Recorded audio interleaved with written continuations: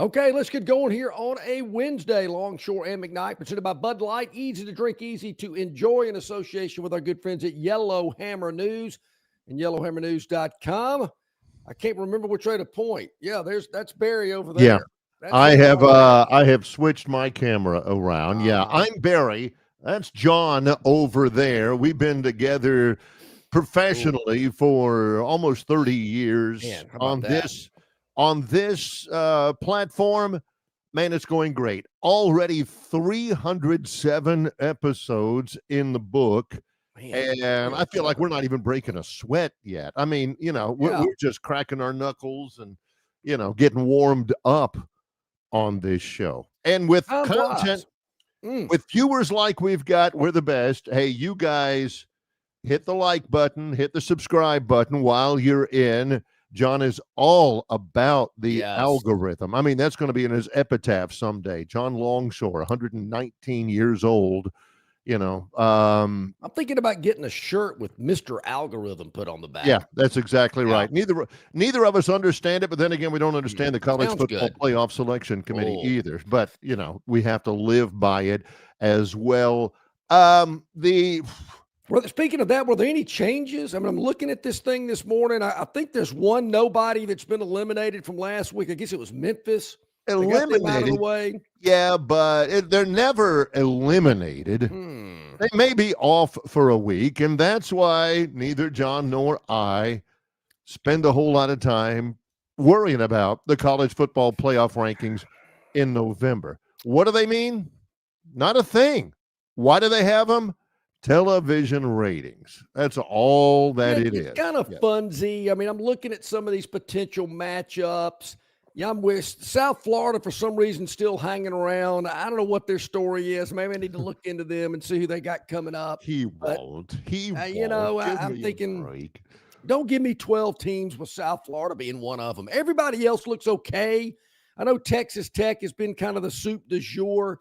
They paid $1 zillion for their offensive line or something like that, defensive line, probably everybody else for that matter. Yeah. Indiana, I'm still, I just want to see them play somebody, but they're okay. I'm in there. I'm okay with them. At least they're in a major conference, but it looks okay so far, but yeah, you're right. I mean, November is going to change a lot of things around. Well, that's what November is for. That's why we have November. That's why way back when Julius Caesar instituted the calendar or something, he said, all right, y'all put Thanksgiving in November a couple of thousand years from now. Other than that, November, don't mess with it much. Yeah. Because that's when college football really figures it out, and they stabbed him for it. So I've always wondered why, why is it always on a Thursday? Last Thursday of the month in November. Is that when the Pilgrims and the Native Americans sat down and ate squash and stuff and turkey? Was it a Thursday? Was it on a Thursday?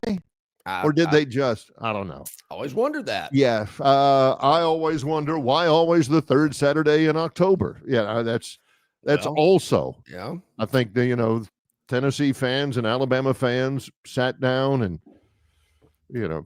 Something about a bear cat and pluck and grit or something. But had a truce for 4 hours, and you might think we don't have a lot to talk about today. Pshaw, we got a lot to talk about today. Were you either? It was a week ago, this past Monday. I did the show from Kent, Ohio. I remember. I think it was a Holiday Inn Express, wasn't it? It was downtown. Troy played basketball that day. Well, they are storming the streets of Kent, Ohio today. Last night's action went to overtime. Oh, yeah. Boy, overtime. And Kent State beat the Zips in Akron, mind you. Yeah. In overtime, 42-35. And Kent, I had them. They covered the, 7.5? Something like that. Yeah. So I was focused in more on another game last night in the action that I guess we'll get to in about an hour. Western Michigan and Ohio, that's coming up. Did you were you watching that, or were any of you in the stands at Neville Arena for Auburn basketball's 31 point win that one over the Wofford Terriers? How about that? Last night. I pulled that one out. Yeah. Some friends that went to Wofford. 93-62. Auburn is in the top 25, and they're 3-0. Will they? Wofford make the tournament a couple of years ago? They have a pretty good basketball program. So. Like I said, a buddy of mine is on the coaching staff there. I actually talked to him the other day when we were at Furman. Now, there is plenty of basketball. Auburn, will they be undefeated this time next week? Shake the little 8-ball and you look at it, it says it seems doubtful. They play at home on Sunday against number 1 Houston. Be a big 2 p.m. ESPN Sunday afternoon, going right up against the NFL because they don't care. Heck with the NFL. This is when they're playing this game. It's going to be up in Birmingham. Why they is this an NIL thing? Is somebody sponsoring this? Why does football say it's okay to play Baylor in Atlanta and basketball says, yeah, Houston, all right, we want to play you. All right, we're not going to play it in Auburn. We'll play it in Birmingham where there are more people. Why do they do that? I don't, Barry, in all fairness, I don't think Auburn's the only state school that's played a game in Birmingham this time of year before. I want to say True. Alabama might have played Houston in Birmingham. I think they did last year. Alabama's got a big one. They got one tomorrow night. They played Gonzaga in Birmingham, too. I knew it was another team. I just couldn't think of who it was. Was that last year? I think that was last year before. Alabama will play number 2, Purdue, tomorrow night in, by gosh, Tuscaloosa at fabled Coleman Coliseum. Yeah, the old gray lady. She's the new old gray lady. Yeah, I thought that was Legion Field. Yeah, it is. Yeah. It is. But that's tomorrow night on ESPN 2. What? Because Troy plays Old Dominion in football tomorrow night on the mothership at 6:30. Unfortunately, Barry, I'm not going to be able to watch either one of those games. I will say this. The only thing good about this YouTube deal that's come about is I was searching around thinking, I don't think I've got this channel. And so I went and I figured out all the channels that I just, for some reason, deleted and didn't put in my lineup. And so I've added a few channels. At least I got that going for me on my YouTube list of, on my channel grid. Musburger live from Vegas. Yeah. I didn't know there was a network called We Network, WE, but they show Law and Order all the time. I went, I can't believe I don't have this network. Let's add that. What is it about Law and Order? That's the one with Richard Belzer and Ice-T, right? Am I right? That's SUV. That's SUV. This is same. It's all the same thing to me. I don't watch any of them. Is that the one with Mariska Hargitay? Yeah, she's way too old to be still in that series. But that's what they said about Roger Moore. Yeah, the early episodes of both those series are much better. SUV and Law and Order. Okay, Lenny. Right. Oh man, Lenny's do you have great. The CW so you can watch ACC football? Well, I've got the ACC network. Well, yeah, but you don't want to miss. For instance. What was I looking at this weekend? North Carolina at Wake Forest at 3:30 on Saturday on the CW. I do have that. I added NBA TV, like the NFL Network. Obviously, it comes for free somehow. Yeah. I mean, I didn't have to punch any extra buttons to get it. Can you believe Belichick is having to do like a production meeting before the road game at Wake Forest, which ain't but about 30 miles away, with people from the CW? Bill Belichick, who's won 7 Super Bowls, is having to answer questions from the staff at the CW this guy's been interviewed multiple times during Super Bowl week. Now he's got some wet behind the ears Cub reporter from the CW asking him a bunch of questions. He's thinking, what is this? What, come on. What? Quit shamelessly wasting my time. This is a good get This adds local flavor. If I'm the play-by-play broadcaster for Auburn-Houston for Alabama-Houston on Sunday. Purdue. I'm sorry, Auburn-Houston on Sunday in Birmingham.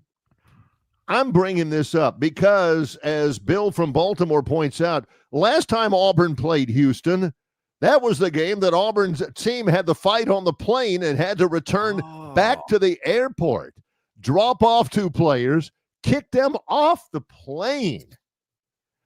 You're right. And had to get clearance, and get the right vector and everything, and had to take right off again. And heck, that team played in the Final Four. Maybe there'll be a fight on the bus. On the bus. Yeah, you're right about that. Maybe they'll fight on the bus. They have to pull off at the Jackson Sylacauga on 280 to deal with it. Well, that's another reason Pearl said, I'm out of here. I can't coach these guys anymore. I forgot about that. The legendary fight on the plane landed in Montgomery, as a matter of fact. They had to get. I thought they just did the big loop and came back to the. I don't think they looped the guy. They said we're heading into MGM. Let them deal with it. Good. So I do remember that. So little hoops, some big time hoops early in the season, to say the least. So excited about that. So this college football playoff, I saw the ranking, saw where everybody's listed. Nothing's really changed, but will there be a change this time next week? I think there could be. Could be, I suppose. I think there could be. Where are you headed on this? Well, am I the only person out there on this Wednesday? I mean, I think we've been through the giddy factor of Monday and Tuesday, and everybody recapped what happened, and it wasn't the most exhilarating game I've ever watched in person Saturday night. And I've gotten the same response from a lot of other people, still trying to figure out how Alabama won by 11, figured out how they covered the spread. I mean, but I think the reality is kind of set in after the giddiness factor has dissipated. But am I the only one that thinks Alabama can lose on Saturday afternoon? Because I certainly think they can. You might hear more of that on Friday. I don't know. I'm still kind of putting all the puzzle pieces together, but I just get the sense from Bama Nation, no, it's no big deal. We're good. I know we can't run it. I know our offensive line has issues. We have some breakdowns in the secondary from time to time, but we're good. No sweat. This is what I hear. And believe me, could lose. Absolutely, they could lose.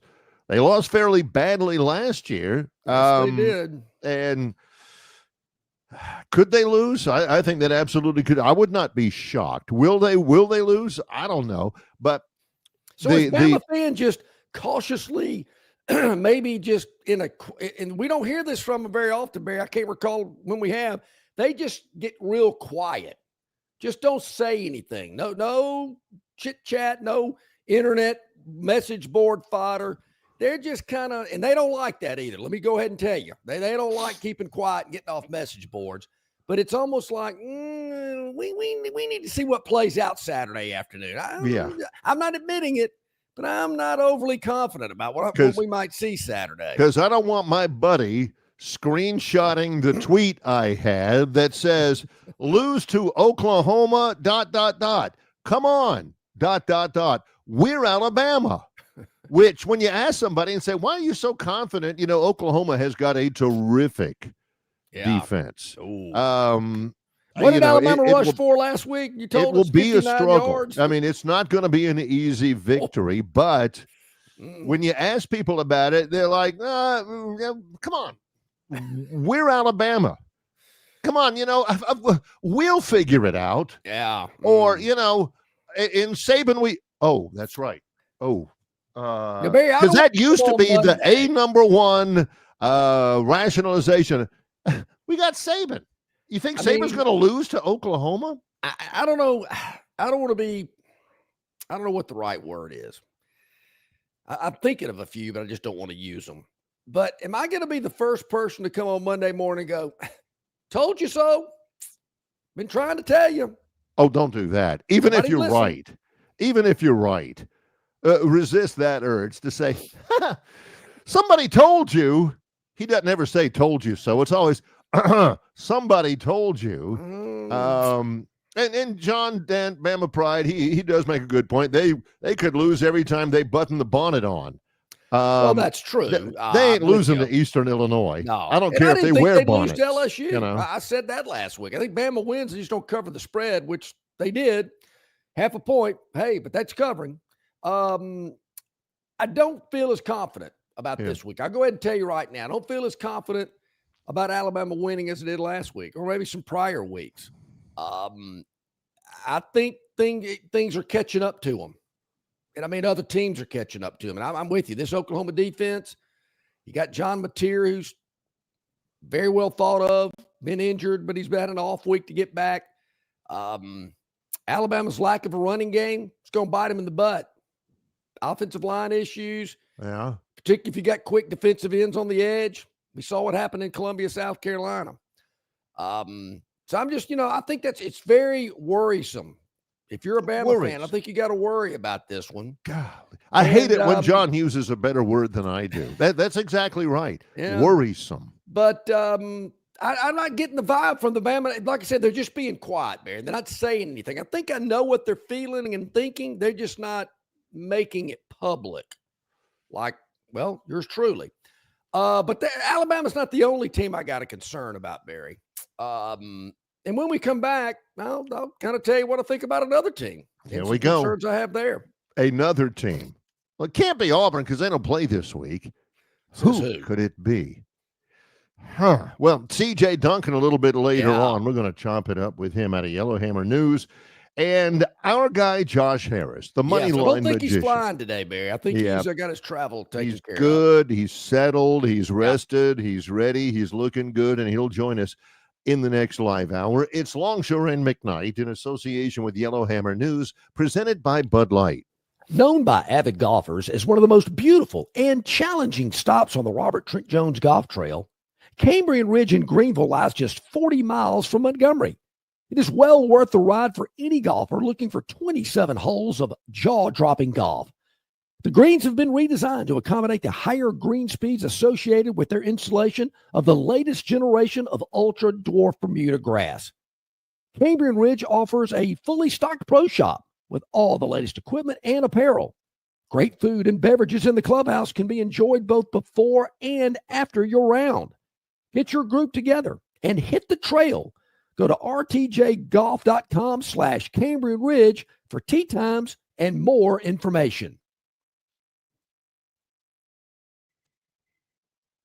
The dreams that matter most happen while we're awake, because they're the ones that remind us of the places we want to go, of the ideas we plan to pursue, of the legacies we hope to leave. We understand you have goals to meet, and we want to help you reach them, to fuel your vision and invest in whatever motivates you. So we want to know, what inspires you? Synovus Bank, member FDIC. Why Hands? At Hands Heating and Air, you get this area's highest ranked service provider with 24-hour repair service, no overtime charges, and their same-day service guarantee. Plus, instead of other companies' 30-day repair warranty, Hands gives you a 3-year repair warranty. Hands Heating and Air is here for you 24/7, 365.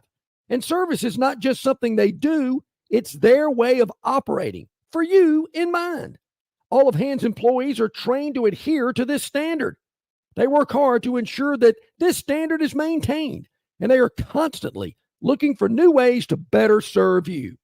Call Hands Heating and Air today at 508-5382.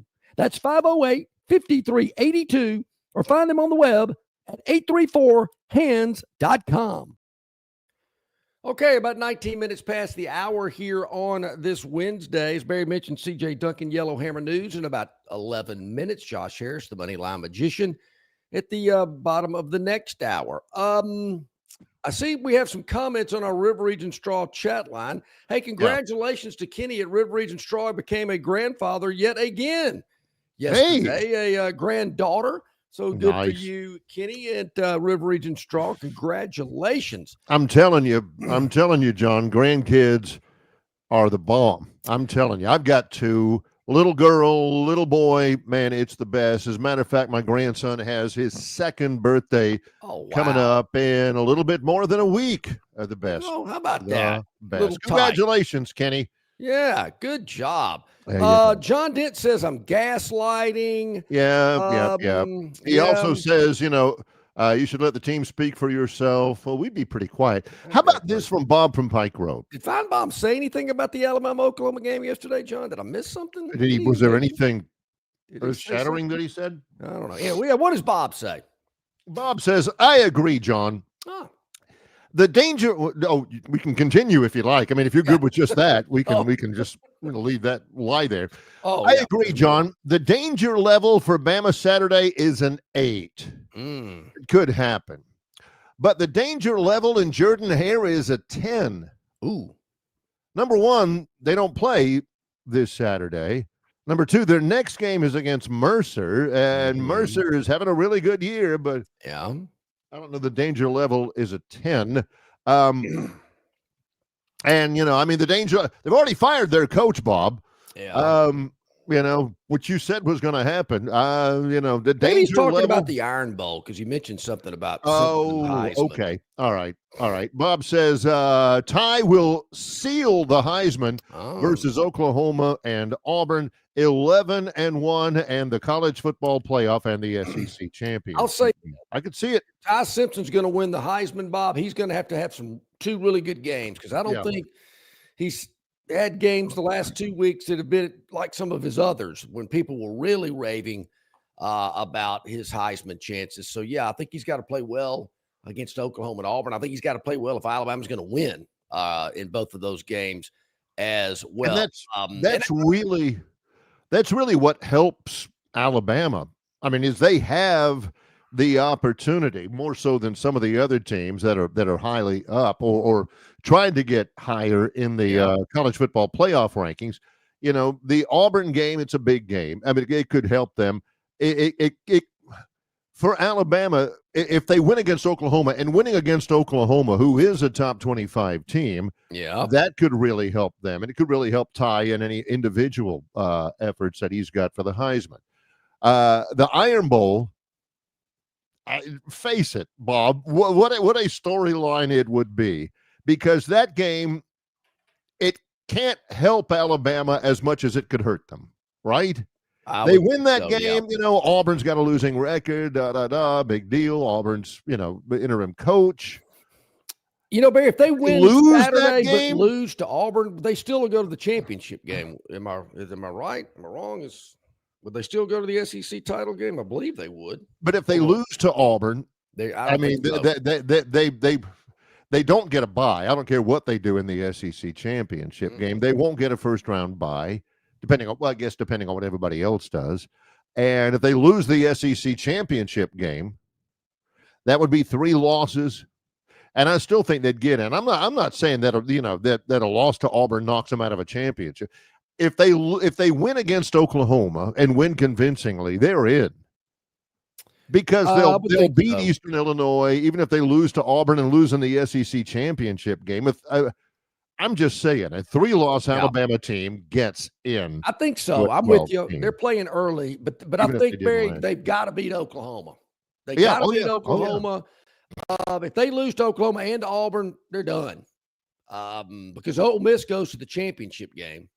At that point, Alabama I didn't think about that, but Ole Miss has too many only has one conference loss, even though it was to Georgia. Of course, if Alabama wins at Oklahoma and loses to Auburn, I still think they get the tiebreaker because they head-to-head they beat Georgia. Ole Miss did not. Or who was it? Ole Miss? Georgia beat Ole Miss, didn't they? Am I getting that right? Yeah. I want to make kind of a score fest. Ole Miss had that. So it's huge. To me, this is the biggest game of the month for Alabama. They got to win Saturday against Oklahoma. Been kind of thinking that for a while. Tobias out in Arizona's got to at the game. Yeah, Tobias, a couple of things from him. Love that guy. Tobias says Oklahoma can't run the ball, and their offensive line stinks as well. Mateer is the offense, and he's a turnover machine. Dude has 8 touchdown passes to 7 interceptions. That is true. Spot. Yeah, he is kind of a gunslinger.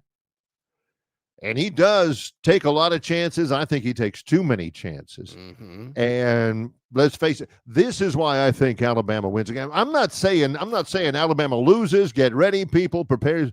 But I'm saying there's a chance. There is a decent chance Alabama loses that game. And a lot of it's because of Mateer. He's going to have to make some plays. The difference, I think, is that he does turn the ball over a pretty good bit. They've been trying to work on that, but you can't. It's hard to change that mentality. And Alabama is really good at taking the ball away. So, Bear, I mean, they're going to say, I was fooled. I was wrong. Man, this Bama team impressed me on Saturday afternoon. Tip my cap to Kalen DeBoer. Or, as much as I hate to say it, somebody tried to tell you. I mean, it's going to be one of those two on Monday morning. I know he hates. He does not hate to say that. He loves to say that. Which one it's going to be. As for Auburn, on this, is that who you were talking about before the break when you said I want to talk about another team? Did you not? Oh, I'm sorry. I thought I was clear on that. Well, most people know when John says, I want to talk about another team when I come back from the break. Everybody knows that's a. If you've got captions, if you've got us closed captioned, it says Auburn underneath there. Even the captions know. So, in terms of Auburn, John. Yeah.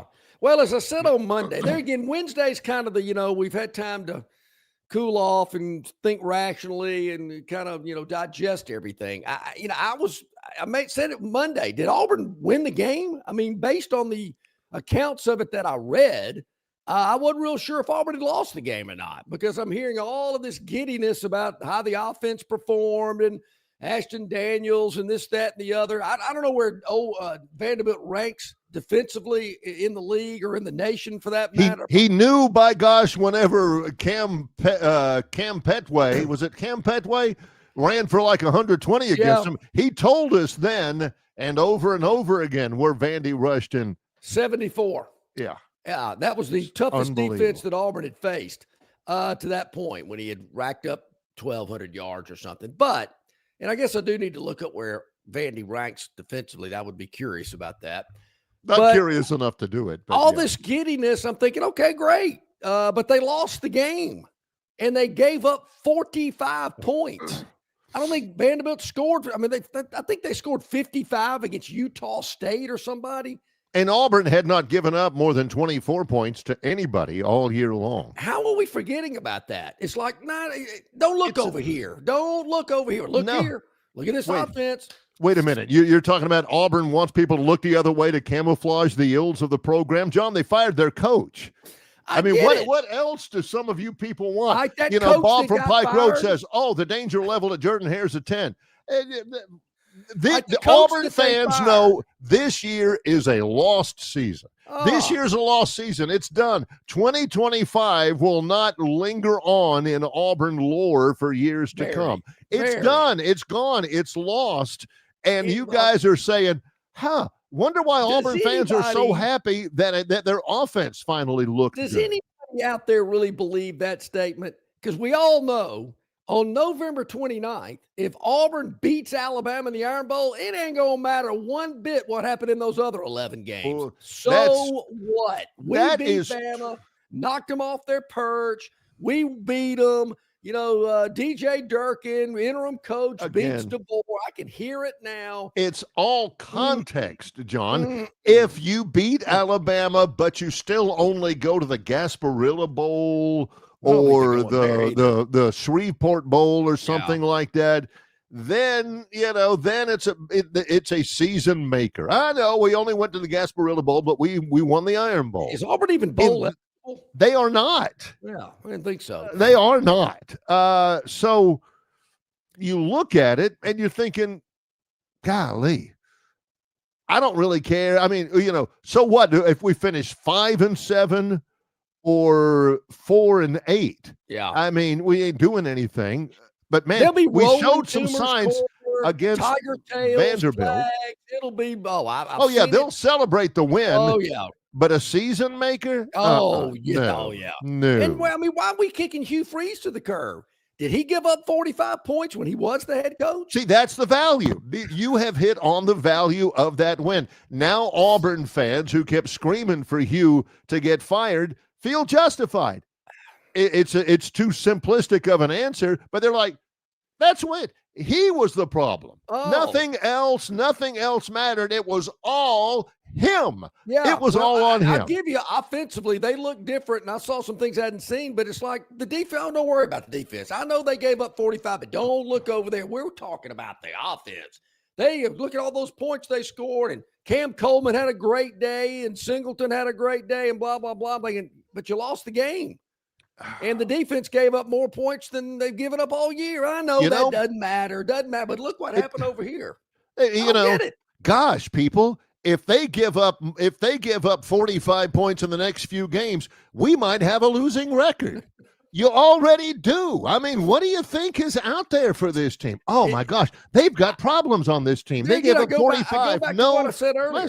I wasn't real sure they'd lost the game on Monday when I'm reading all these write-ups about it, because it's all so positive and giddy. I'm thinking, I swear Auburn lost that game because they're able to center up. It was all Hugh Freeze. I told you guys. Did I tell you? It's all Hugh Freeze. Now they can say that with a clear conscience. I've seen that before with previous Auburn head coaches. Let's just blame him. We're going to put it all on him.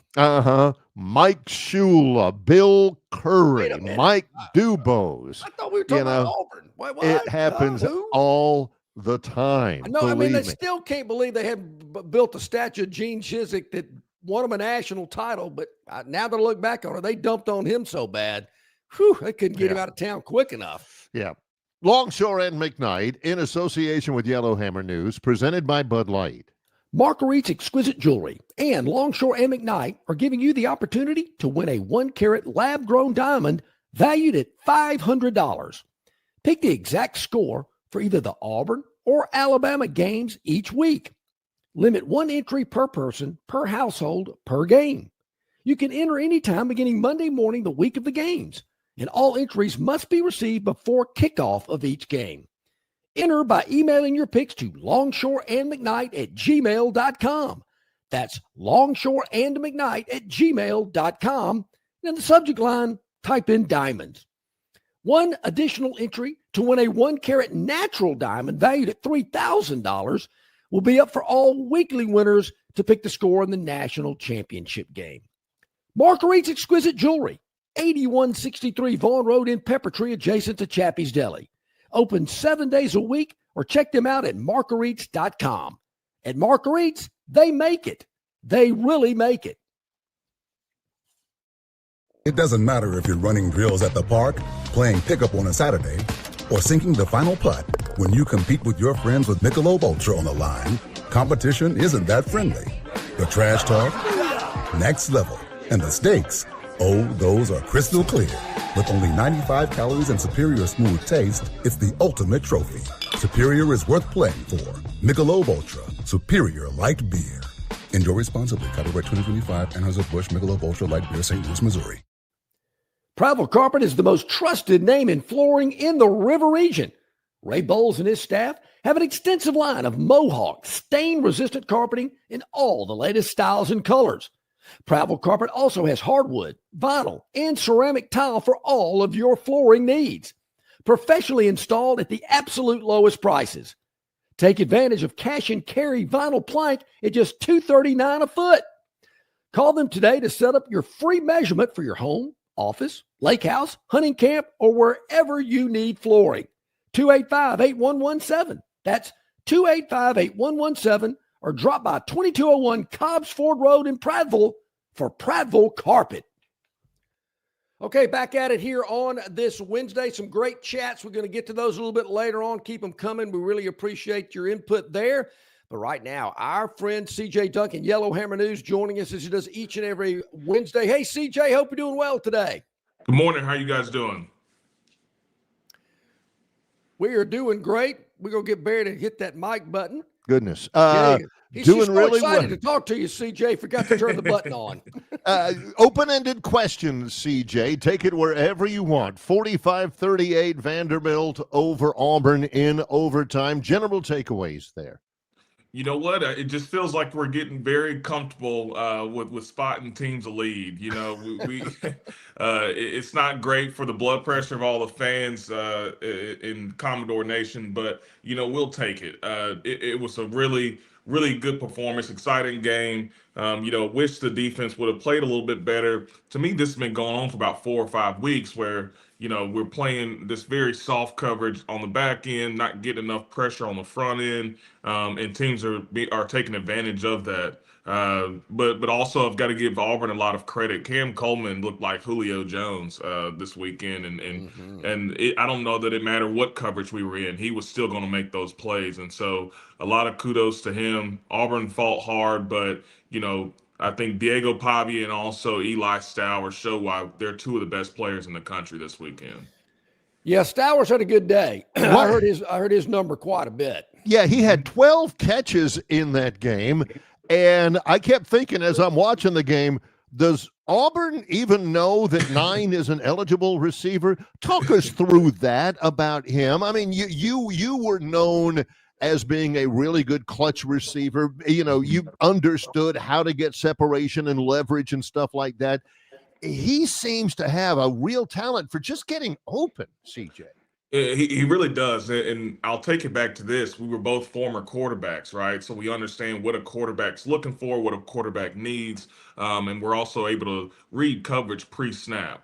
So we're understanding when we're going to have an opportunity to get the ball. We're not just running a route. We're kind of understanding if we, you know, the patience that it takes to run a route, or understanding where the holes in the defense may be, how to use our pace in order to get open as well. So I think that plays a big role, but I also thought that I saw Vanderbilt, you know, acknowledging and seeing a mismatch when it came to Stowers, where, you know, he's kind of too big for the safety, or excuse me, for a corner, or but too fast for a safety or a linebacker, and they kept putting him on islands, and so Auburn was put in tough positions, and we continued to run in breaking patterns in order to get him open, and for him to use his body, his size, but also his speed to really knife through the defense. So it was good on him. I think he's a very intelligent player. But also, I think we took advantage of a mismatch that we saw.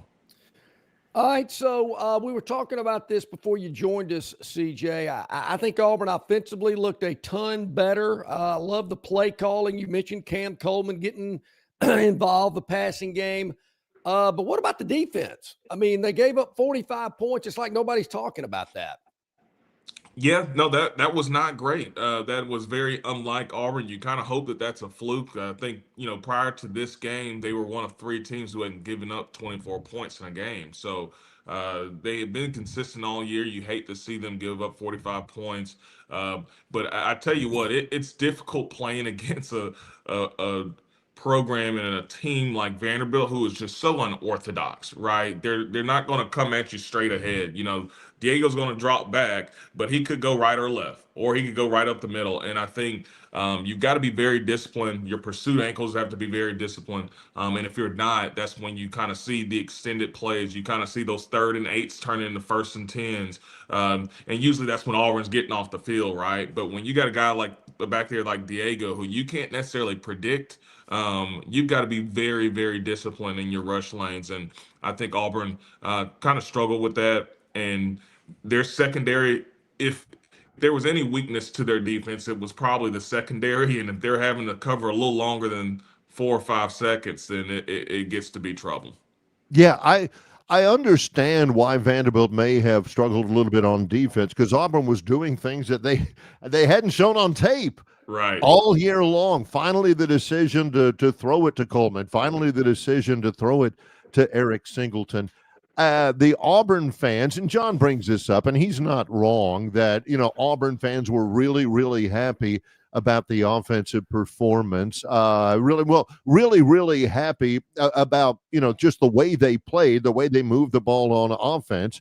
And even though they lost, because Auburn fans, my theory is that Auburn fans, you know, take a lot out of that performance, because now they can zero in on the absolute rationalization that, you know, hey, it was Hugh Freeze's fault. Now that he's out of the way, now we're finally able to figure out things on offense. Fair or not, CJ? What do you think? Not fair at all. I mean, Hugh Freeze is the one who recruited those guys, and there's a lot more to play calling than just the in-game calling of the plays, right? There's the creation of the play based on personnel. There's the installation of the play. Everyone understands what to do and why they're doing it, and then in-game, you've got the play caller, right? In different scenarios. And listen, I think the biggest thing was him losing the locker room, not necessarily his play calling or lack thereof. I think that the guys just got tired of playing for him, and there needed to be a fresh voice. I think his voice was going in one ear and out the other, kind of thing. And so naturally, Auburn was going to play just a little bit better. I think I said on the show last week, but I know I told several friends, I'm scared of this game just because you automatically get a little boost after a coach gets fired, especially a coach you don't like. And so the biggest difference probably between what Hugh was doing and what happened today was there was one voice, right? There was one voice that the guys respected, and they were able to go out there, play fast, and play well. And so I heard the rumor was multiple guys were calling plays when he was still the head coach. I don't know that to be true. I don't have the headsets on, right? Yeah. But at the end of the day, I just think they needed a fresh voice. But the play calling, the creation of the play, the recruiting, the installation, and all those kind of things, Hugh did all those things. They're not running a new system now in a week. Right. It's all the same thing. So I think the players cared a little bit more this Saturday, but you'll probably see it go up here because he left this week, and then it's going to come right back down this way. It's going to level back out now that they've kind of gotten that out of the way. So, CJ, I'm leaving Tuscaloosa Saturday night. There was not a lot of buzz. There was a lot of concern. Bama wins the game by 11, but it was probably one of the most unentertaining games I've watched in quite some time. And I think Bama fans are looking at it like, once again, no running game, some offensive line hiccups from time to time, some defensive breakdowns in the secondary here and there. You got Oklahoma coming into town Saturday afternoon off of a bye week, still scrapping and clawing to make the college football playoff. I just don't see this as a good matchup for the Tide Saturday. What do you say? You know what? I agree. I think the Tide pulls it off, but I do think it's a tougher game. Matter of fact, this may be the toughest game of Alabama's season. Right now, they're the hottest team that they've played in a while, including Vanderbilt. Montier, he is playing excellent. They've always had a great defense. Brent Venables is going to get those guys to turn the ball over and play extremely fast. And they've had success against Alabama in recent years. So that gives them a lot of confidence going into this game as well. So this is a game where Bama needs to step it up, to your point. I mean, especially in their run game. I mean, you're just putting a lot on Ty Simpson. You'd hate to get to a playoff game and you've got a road playoff game and Ty Simpson is running for his life. And just imagine you're going on a road playoff game and it starts raining. Now you're like, so what do you lean on? What do you lean on? The offensive line hadn't played, the best in the world, and the running backs have not really gotten going. And now you want Ty Simpson to play Superman in the rain. That's just not realistic. So at some point, you've got to clean this up prior to the playoff coming around. I know that we get, as fans, we get kind of jaded or desensitized to just the sheer athleticism of what's happening out there in high-level, big-time FBS football. We've been on the sidelines at big games, and we can see it out there. When you watch a clip or when you watch in real time, watching the game, of what Omar Cooper did in the back of the end zone on that touchdown catch for Indiana to win the Penn State game, as a former receiver, do you just look back and go, yeah, because that's incredibly hard to do, particularly in that crucible of where it was in the game and where they were playing that game, right? Yes. Well, several things happened in that scenario. One, he's got to get open, right? That's hard Right. enough in that part of the field, that tight red. It's hard enough to get open down there. He had significant,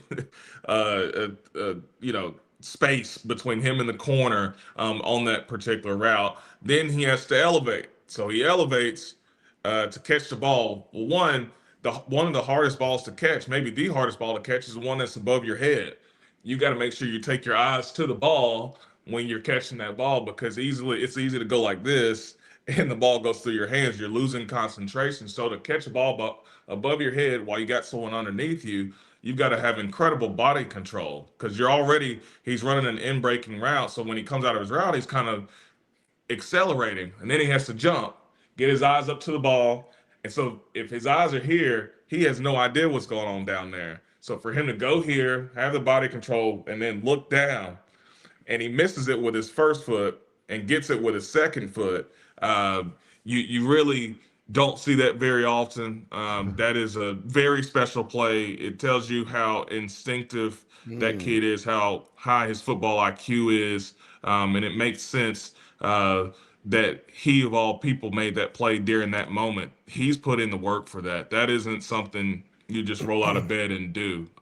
No. The best athletes would not make that play, just because their instinct, they haven't created that second nature thought process while they're catching the ball, because there's skill and athleticism all in that one play, and he just did it all to perfection. That is teach tape. I would show any receiver how to work the back end of the end zone by showing his tape.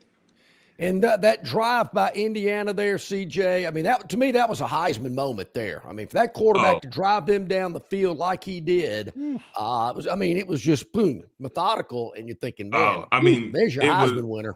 It was cold-blooded, man. I mean, because that offensive line didn't block a soul all day, so he's delivering this ball and just getting hit under the chin every time he throws the ball, but it's on the money every time. And I think he threw kind of a bender to a H-back. I think the guy was wearing like 38 or 37 or something, like some crazy number. But he throws a bender to him over the middle, and if you see the replay from the quarterback's POV, the H-back is still on this side of the safety. The safety's here, and he just throws him open on this side of the safety. And I said, he's got it, man. This kid, he just gets it. He's playing at a different level than everybody else in college football right now. So kudos to him. And he's got the right head coach to help lead the troops, because if he does his part, that head coach will get everybody else going too. So your final question, and we love talking ball with you, CJ. Final question about that: the contrast between a guy like Kirk Cignetti at Indiana, who's tough and brutally honest with his players and with everybody out there, and the buy-in he's got in the locker room, versus what you were talking about with Hugh Freeze. You contrast those two things together, and that's most of the difference between decent teams and really, really good teams and really, really good seasons, right? Yeah. Well, if you were to ask, Kirk Cignetti truthfully off the record, he'd probably tell you there's probably a little bit more talent at Auburn than there is at Indiana currently, right? Fair. And so right now, them having an undefeated season and Auburn firing their coach, that's just to your point, it's a culture thing. It's Kurt Cignetti not backpedaling or taking a step back on anything that he says he believes in and what his program should be. And if you want to be a part of this program, this is what it is. If not, then you've got to leave. This is just what we're doing. Point blank, period. And he set the tone early. But the one thing that coaches can't do is act one way and then try to recant it once you start losing, right? That's when you lose the locker room. Well, no, you said it was okay before. Don't switch up on me now. You got to come in as the same guy the whole way through. And Kirk Cignetti has not apologized for being Kirk Cignetti since his opening presser at Indiana. And so, and then, last thing, I was speaking with Coach Tuberville last week. He was speaking to a group of business folks, and he said, listen, I told Auburn,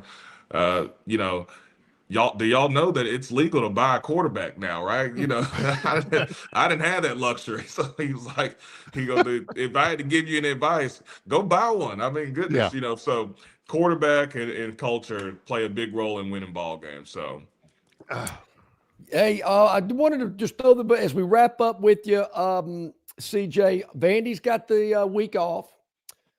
They got Kentucky at home, and then Tennessee. Kentucky's on a little roll, but I'm hearing, people talking about playoff positioning. It looks like Vandy, even though they got beat by Texas and Alabama, who are in the playoff rankings as of today, if I looked at that correctly, they got to win out. If they're going to make it, they got to win out. Absolutely. No, and honestly, that was kind of our mindset after beating LSU. We just understood, like, hey, these are the games we need to focus on all of them, right? You take it one day at a time, 1 week at a time. But as fans, we said, okay, we've beaten LSU. We've got a real shot now. So Texas, Auburn, and Tennessee were the 3 games that we said we really circle on our calendars. We've got to win these games. We've got to play our best during these moments. And unfortunately, we let one drop to Texas. But we still feel good about it. We feel good about Kentucky. And anything can happen in Neyland. Last game of the season. It's going to be cold weather. 2 teams who don't play a whole lot of defense, so I would expect the score to be 60-63 or something like that. So that's okay. That'll work. Yeah, as long as listen, a win is a win. 1-0 this week is all we ask for. So there you go. Hey, CJ, did you were you aware that with Vanderbilt's win against Auburn last Saturday, they lead the overall series against the Tigers? I did. Yes. I realized that it was tied up going into the game, and so good on us. They're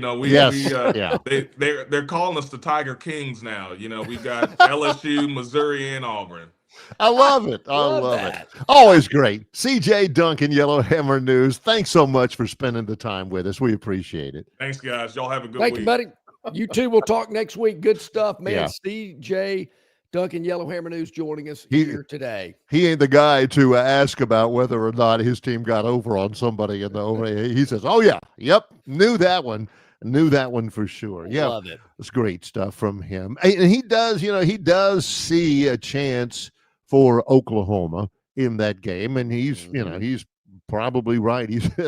That's their most difficult game that they've got left, and that's counting the LSU game as well. John Dent, Bama Pride, he said, talking about Auburn, can they make their season if they beat Alabama, even though they're 4-6 right now? He says, didn't Bama have a subpar year like Auburn in recent years when they beat Auburn in the Wax the Dude game? I tell you, is that the Wax the number one? I was in school at that time, John. That was in the mid 80s. So yeah, it's an 84. So John, the answer to your question is no. Bama didn't have a subpar year like Auburn in recent years.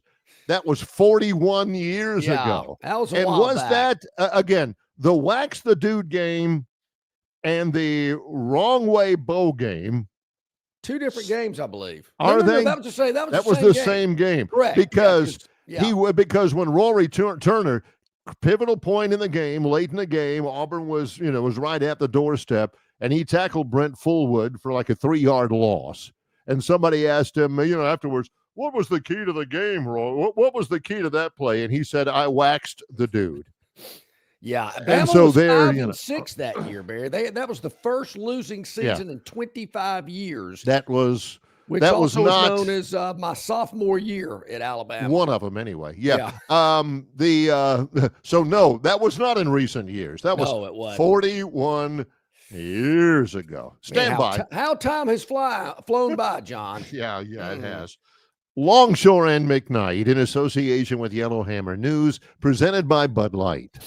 Phoenix Physical Therapy is ready to help patients recover, recharge, and rise. They develop a customized therapy plan for each patient to get them back to enjoying their favorite activities. Their experienced team is committed to providing exceptional care in a professional environment. Whether you're looking to prevent or treat an injury, recover from a recent illness, or recuperate from surgery, Schedule an appointment with our clinic and take advantage of our physical therapy, athletic training, workers' comp, and employer solutions service. Experience elevated physical therapy today. Call Phoenix Physical Therapy at 239-9316. That's 239-9316. On the basketball court, the soccer pitch, or even the golf course, your crew brings their best not just for the win, but for that post-game celebration. When victory tastes like Michelob Ultra, it's worth every drop of sweat. And if you don't win, you'll still get the beer. It's just on you. Superior is worth playing for. Michelob Ultra, 2.6 carbs, 95 calories. Superior light beer. Enjoy responsibly. Copyright 2025, Anheuser-Busch Michelob Ultra Light Beer, St. Louis, Missouri. All guests of Longshore McKnight appear on the City of Montgomery guest hotline. Check out the most interesting and informed personalities in sports covering Auburn, Alabama, Troy, ASU, and all the major teams from across the country. John and Barry have the best guests brought to you by the City of Montgomery.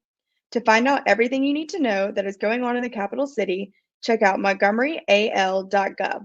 That's montgomeryal.gov, the capital of dreams. Okay, welcome back in, everybody. About 5 minutes until the top of the hour. We're going to have our Phoenix Physical Therapy injury update next week. Our man Robert Conwell, Barry, he's at the Montgomery Regional Airport about to board a flight. And kind of hard. They don't have phones on. Remember back in the day when they had a phone on the plane? It was like in the seat in front of you. You could pull it out and swipe a credit card. It was like $10 a minute or something. Yes. and basically all you're doing is saying, hey, Bill, guess what? Guess where I'm talking to you? I'm in a plane. Yeah. Bye. It is kind of cool. I think I'm on T-Mobile. I think that's what I'm on. Let me see. It looks like it. I think it's Delta. Maybe it's American. I can't remember. Maybe it's both. You can text. Okay. He's either on T-Mobile or it's not, or either it's on Delta or it's not. Yeah, I love the way this story is flowing. I know I'm in the ballpark, but you can text while you're on the plane, which is kind of cool. So instead of talking, you just can text people from 30-something thousand feet. You can also text other people on the plane, but there's a disclaimer that you've got to, I think in a roundabout way, you can't text anything naughty or dirty or sexual or anything like that. There's some little small print that says, do not text inappropriate content while on the plane or something like that, which, like, I guess you saw some cute girl 4 rows back and you went, "Ooh, hey, baby." But why would you text somebody else on the plane? Hey, Bill, I'm 5 rows behind you. I didn't know you were on this flight. Why don't you just stand up and yell to the guy or something? Yeah, I guess you could. Jeez. But so he'll join us next week. Mm-hmm. He'll join us next week. He's flying out of MGM right about now. So there you go. Safe travels. We'll talk to him next week. Outstanding. Coming up in just a little bit. Well, I hate to bring it up, but we're about a half hour away from another Phantom Daily Dog. Yep. We've got that coming up. Josh Harris, the Moneyline Magician, a little bit from now as well. We are getting into, again, the crossover season where we've got football tonight. Well, there were 2 games last night. Were there really? There were. It was Maction. And this is where they've really sold out. Like I said, I was in Kent, Ohio on a week ago Monday. Yep. For Kent State and Troy basketball. And I was talking to some of the guys over there, the people who work, the media relations specialists and stuff. And I said, how does it work for you guys when the MAC doesn't play hardly any Saturday games? How does it work for you? Like this week, they've got the MAC plays 2 games yesterday. There are 3 MAC games today, tonight. And I think they only have maybe 2 games on the weekend. And they said, it's the worst. It's the worst. Yeah, I can imagine. And I'm looking up, I've mentioned, I think Miami of Ohio was played like 3 Tuesdays or Wednesdays in a row. It's and hard to get into that. I mean, how do you build a fan base playing on Tuesday or Wednesday night every week? Like this week, there's 1 team in the MAC with a bye. Like we said, there's 2 games yesterday. There's 3 games today. The MAC plays 1 game on Saturday. 1. And that's Eastern Michigan at Ball State at 11 o'clock in the morning. John, if you're trying to build a fan base for the Mid-American Conference, your games are over. All of your games are over by 2 o'clock Saturday afternoon, every one of them. And they said, it's difficult because you got a Tuesday game. Or, maybe you got a Wednesday game, and the next week you play on a Tuesday. And then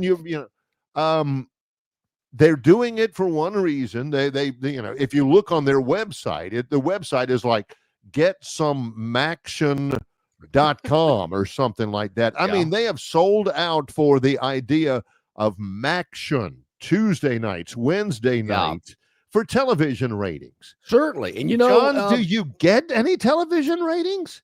Is it worth getting the 0.4 or the 0.7 on a Tuesday night in order to just totally screw things up for your student athletes, totally screw things up for your students, and absolutely 100% screw things up for your fans? Well, I'll put it to you this way. Hate it for you, but this is what I believe the conference is looking at. We've got to find an opportunity and a window that we can expose our product.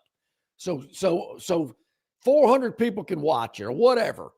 I know it's more than 400 because they're going to get lost on a Saturday. I mean, I'm looking at that Eastern Michigan game you said at 11 o'clock. I see Saturday against Ball State. On ESPN Plus. So you've got to really want to go watch those 2 teams. Your girlfriend, your boyfriend's a player. You got an aunt that wants to see you play, whatever. But they're getting lost on Saturdays. So I get it. Hey, man, we'll play it on Tuesday. You better believe it. 2 a.m., sure, we'll do that. That's a little, exaggerated, but you know what I mean. I know what you mean, yeah. But Tuesday, Wednesday, they're not going to do it on Monday because of the NFL. I don't know why they don't, but they're not. They do it on Thursdays against the NFL. And, of course, we got teams on Friday playing against the high school games as well. But I think they're looking for any way they can get some recognition. And I think they've realized Tuesdays and Wednesdays, we're the only game in town. And as I mentioned, hate it for you students. Hate it for you sports information people. Who else do I hate it for? That you the mentioned? Alumni, the fans. Like, for instance, tonight, Northern Illinois. Tonight, Wednesday night, Northern Illinois plays at UMass. Given the fact that UMass is 0-9, they're playing in wherever, Amherst, Massachusetts tonight. Northern Illinois is in DeKalb, Illinois, just outside of Chicago. There ain't nobody showing up at UMass from Northern Illinois. There will be nobody there. If the fans would like to go, if they're thinking that would be enjoyable to follow, there ain't no way they're going on a Wednesday night. I've always wondered about traveling fan bases in other conferences. How many actually do travel week to week? If you're not related to one of the players in some form or fashion, just a big fan. And I even noticed it Saturday in Tuscaloosa. I didn't get the feel that there were as many LSU people there as I've seen in prior years. And I get it. LSU's down. Maybe they didn't want to come because of how the season is played out. That didn't seem to be the situation years ago or in the past. But maybe with everything on TV and the expense and the length of the season, that fan bases, even in the SEC, don't travel to away games like they used to. Makes sense. Some do, maybe not all. I heard Auburn had a good crowd in Nashville on Saturday, but I think Auburn's the exception. I mean, those fans will go anywhere. Yeah. That's a fair point. I remember back in the day. Auburn, Freeze was 5-16 in the SEC in his 3 years at Auburn. He was 5 and something. It was 5. It was 5 and a lot. And they're packing Jordan-Hare every week. I mean, that's amazing. And that's what That's what they were telling us earlier in the week. Who was telling us that? Oh, yeah, Paul yesterday was saying, look, I mean, you're having a terrible year. You've had several terrible years in a row, and you're still packing the stadium out. That, as much as anything, is what makes Auburn an attractive job. It's just thick and thin, better or worse. Look, they'll turn on you if you're not winning and all that. Everybody does. But by gosh, they're going to show up. Oh, you know, the worst crowd I ever saw at Auburn, and of course I've been to 1 million games there, was the week after Terry Bowden left. I can't remember who they played. It was it was non-conference. It was late in the year. After he had gone, what was it, 20-0 or 20-0-1 or something like that. And then 2 years later, he was gone. Man, there wasn't anybody in the stands. And I'm up there in the press box looking around going, and people had bed sheets on that had his overall record. It was 44-20-1. Why? Somebody had gotten a huge spreadsheet and they'd spray painted it on there. But other than that, I mean, they're going to show up. God bless them. God bless them. There are people who wouldn't think about missing a game, wouldn't think about it. I totally agree. Said it many times. The fan base is extremely loyal and dedicated. And you're right. We've seen them turn on coaches and players, but I think that's going to happen at every school. But they're going to show up. And before anybody asks, I'll go ahead and go on record. And I think it happens, I'm pretty sure it happens, but Mercer, if and when Auburn beats Mercer, yes, they are going to roll Toomer's Corner. It will be rolled. Because there's been so few opportunities to roll Toomer's Corner this year? Well, they do it because they're beating some 1AA team or wherever they're from? Yeah, both. To answer the question yesterday, yes. It has been few and far. And here's the deal. They roll Toomer's Corner after a victory. That's what they do. Yeah. That's the tradition. Okay. Yeah. I'm talking about it ain't going to be, a smattering. I'm not saying there's going to be just a few people. I'm saying, it won't rival what would happen if they win the Iron Bowl. But see, Barry, I'm saying just hold up. Just save that toilet paper till the next week. Because let's face it, are they even practicing for Mercer? No. They're practicing for Alabama. So don't celebrate a win over a team you're not even practicing for. They've been saving toilet paper all year.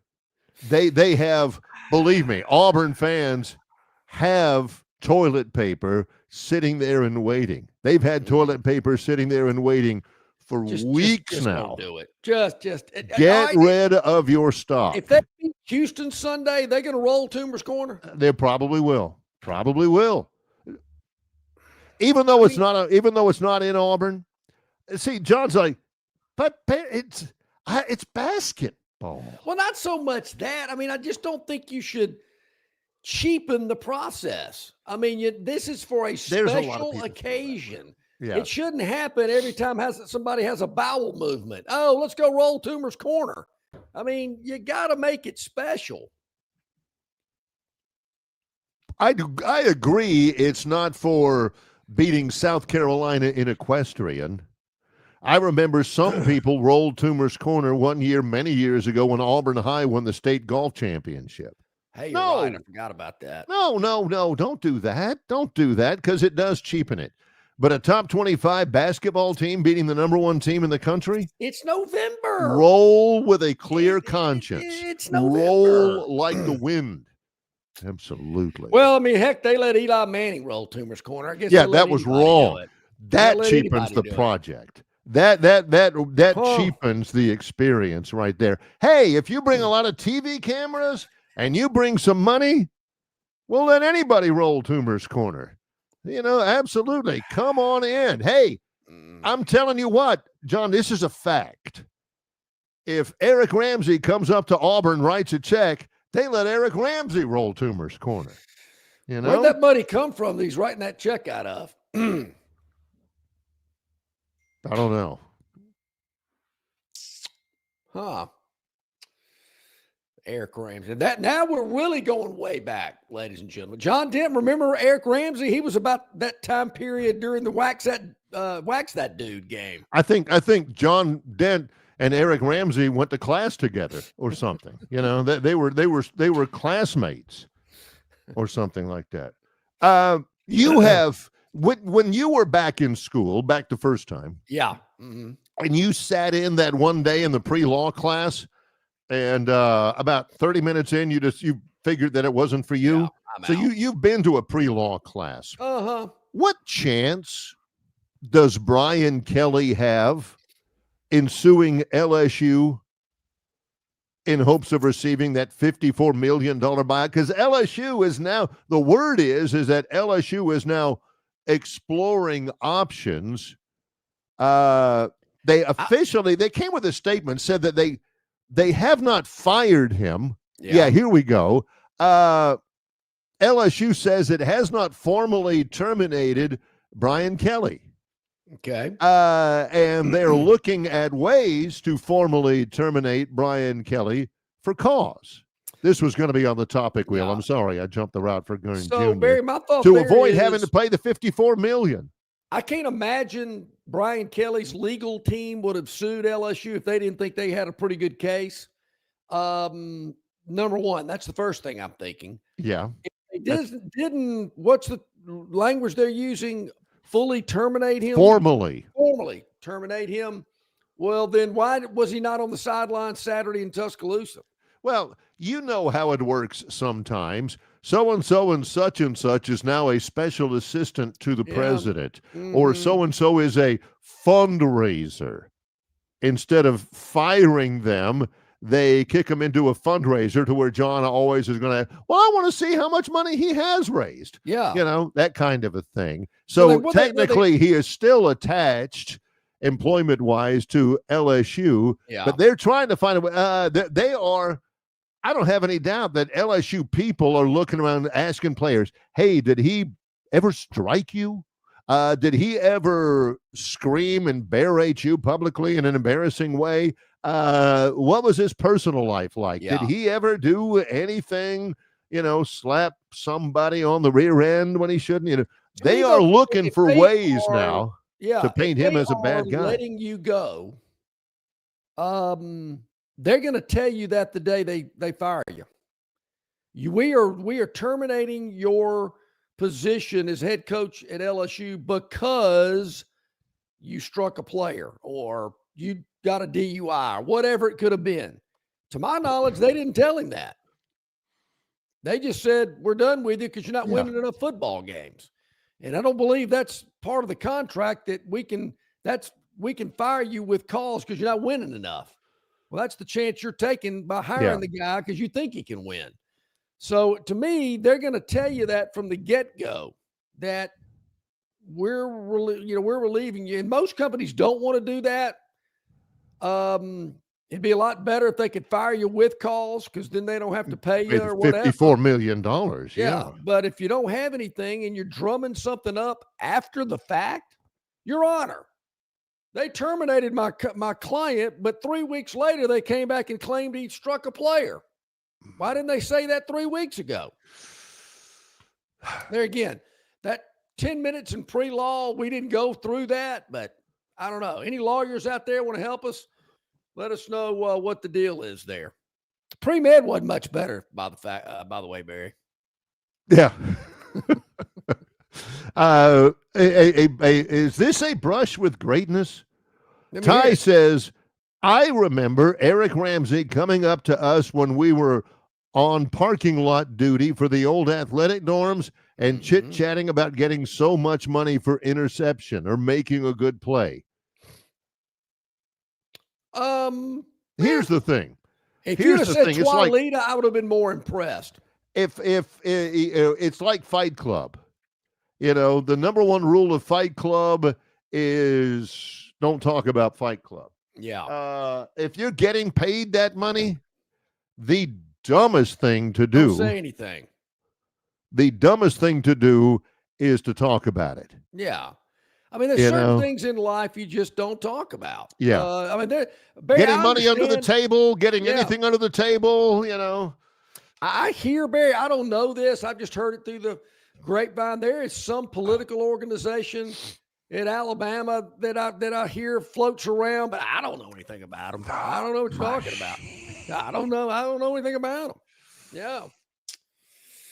And you can't find anybody who does, For some reason, there is something that press has dubbed as the machine, and it's always capital M with machine. I'm thinking, what?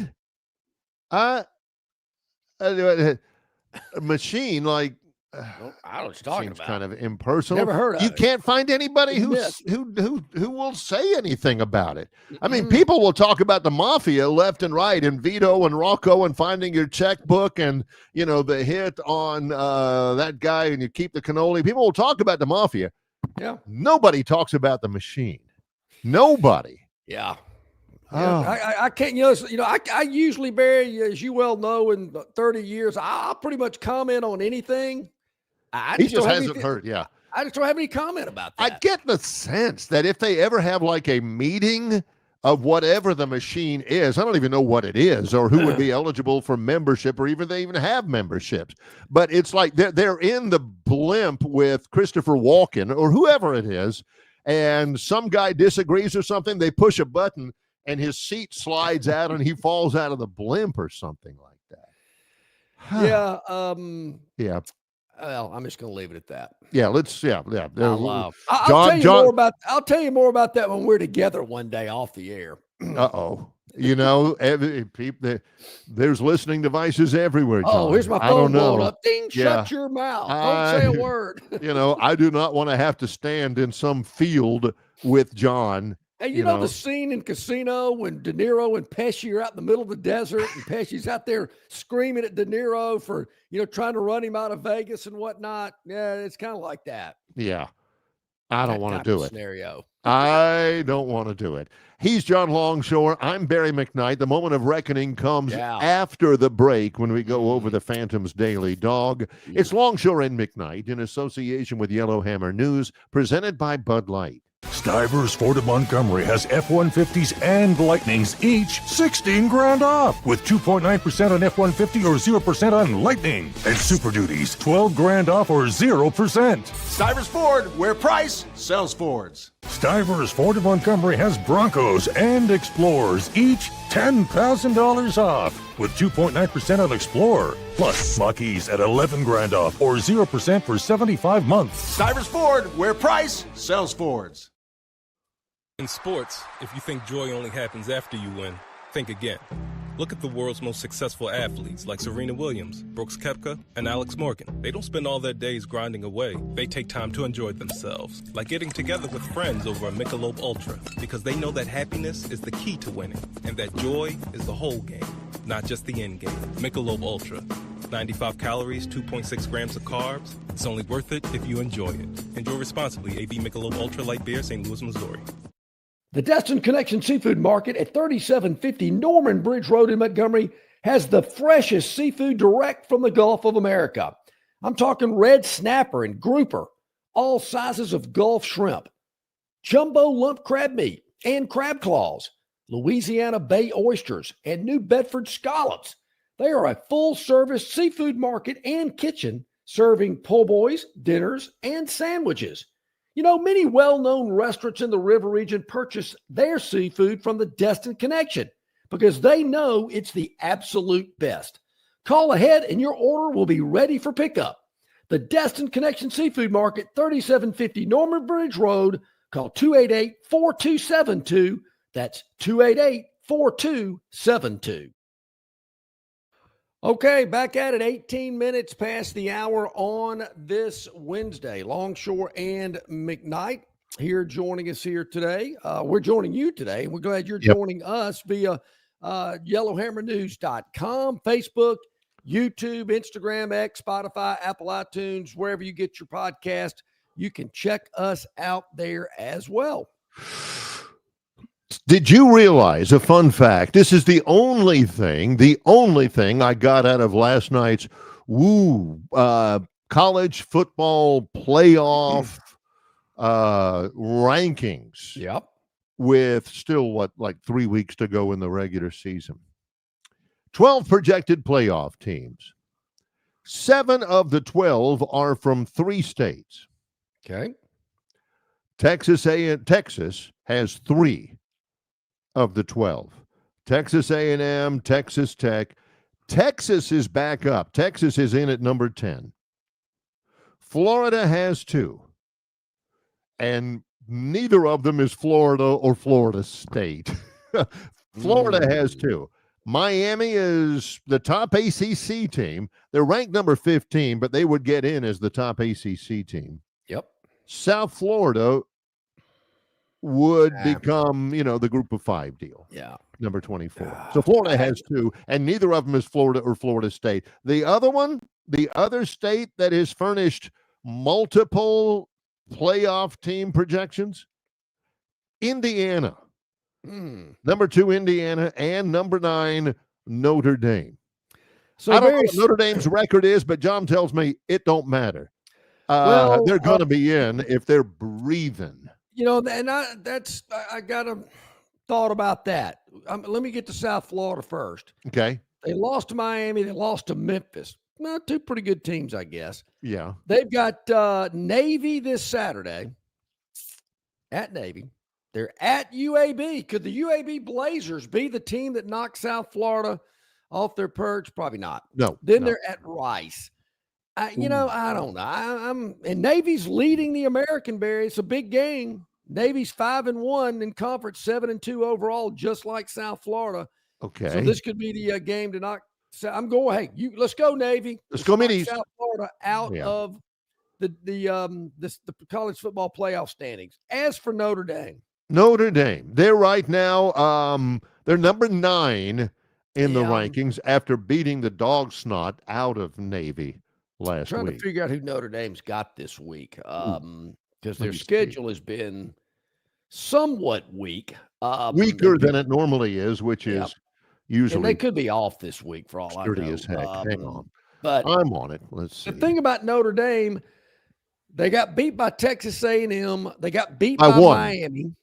Yes, a Miami team that's kind of leaked oil since that victory over the Irish.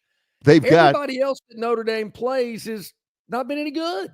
Notre Dame beat Navy last week at Notre Dame by 39. I think College Game Day is at Pitt this week. Yep. For Notre Dame against the Pitt Panthers. And Pitt is a top 25 team. I think I read McAfee is fired up about that because he's from Pennsylvania or something like that. But Notre Dame has Pitt at Pitt this Saturday, and Pitt's number 22 in the country. Then they host Syracuse, who is awful. Pretty bad. And then they go to Stanford out of the ACC, which is awfuler. They're horrible. So, Pitt is really their last brownie point kind of game. Of Notre Dame's 7 wins, 3 have come against the last place teams in the ACC, the SEC, and the Big Ten. All right, the Big Ten, it's Purdue, and they allowed Purdue 30 points.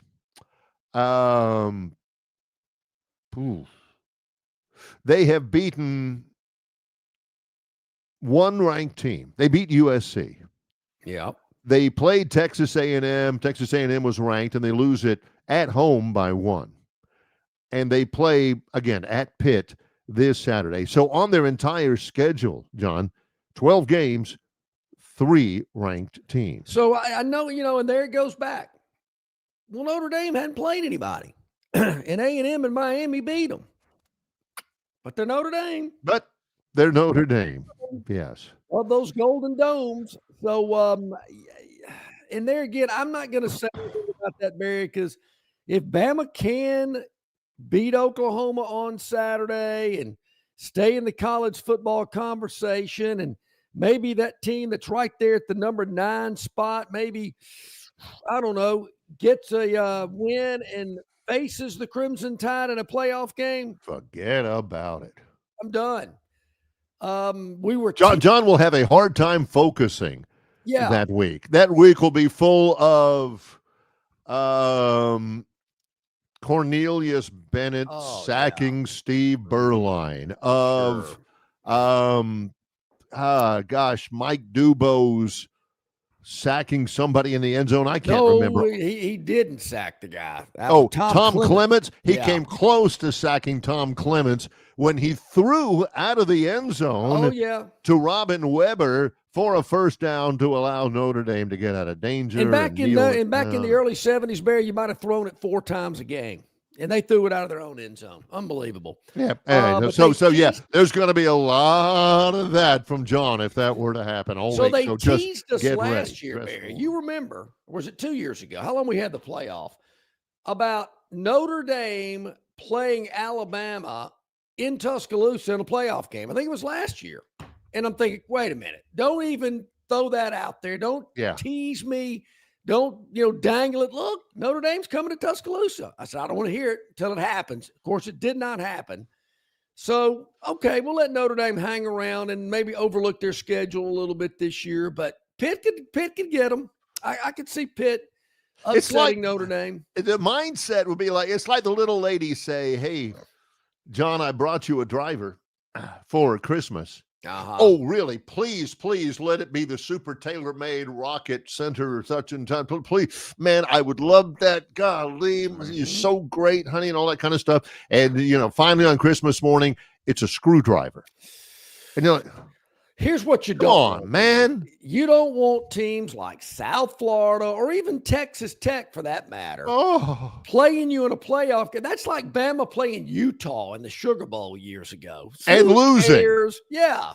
John actually told this story. I think it was in New Orleans. I was, yeah. Not for that. I don't know. And he was a city bus in New Orleans was talking to, they had a big, super long, super huge advertisement on the side of the city bus. Alabama versus Utah in the USF&G Sugar Bowl. Pictures of the helmets of both teams, and they had a logo of the SEC, and they had a logo of like the West Coast Conference. It wasn't even Utah's conference. That's how seriously they took it. They don't even know who this team is. Neither did anybody else. And I was actually late for the kickoff to that game. I missed the kickoff of that Alabama-Utah game that night, believe it or not. John's like, I thought it was it was at 7. Okay. All right. Yeah, go ahead. Check, please. We settle up now, bartender. Yeah. That's what's so nice about New Orleans. You can get from the Quarter to the Superdome a lot easier than you can some of these other sites for these big college football playoff games. Yeah, buddy of mine told me it's a lot easier to get from the Quarter to one of those bars up on Chartres than it is to get from the bar back to your hotel room. Yeah, the difference is staggering. I go down Poydras and then take a left. I go. I don't immediately take a left out of the. All right, I go down Poydras for a while. Today is the day of reckoning here. The Phantom Daily Dog. Yeah. So yesterday we had a little Maction. We talked about MAC football earlier today. In Ohio, who played in the bowl game here in Montgomery years ago, their coach, I believe, was the former Nebraska coach. Frank Solich. Troy has played Ohio in a bowl. That's right. Yeah, that's right. Is Solich still the coach? No, he's about 90 now. I can't think of the name of the guy, but I think his name's So anyway, Tim we're taking Ohio because they played here in Montgomery at Western Michigan. We told you it's in Ypsilanti, all that. We felt like we knew a little bit about them. Catching 1.5. 1.5. Not enough for the Bobcats. They go down 17-13 in the game last night. So we tore our ticket up. We're not cashing that one in today. But today's a new day. We're moving on, Fresh opportunities. What have you done for me lately, as Janet Jackson once said. Oh, yeah. So, Barry, we're going on the road tonight. Another Maction contest. Maybe this is ESPN2, I think, maybe, if I'm not mistaken.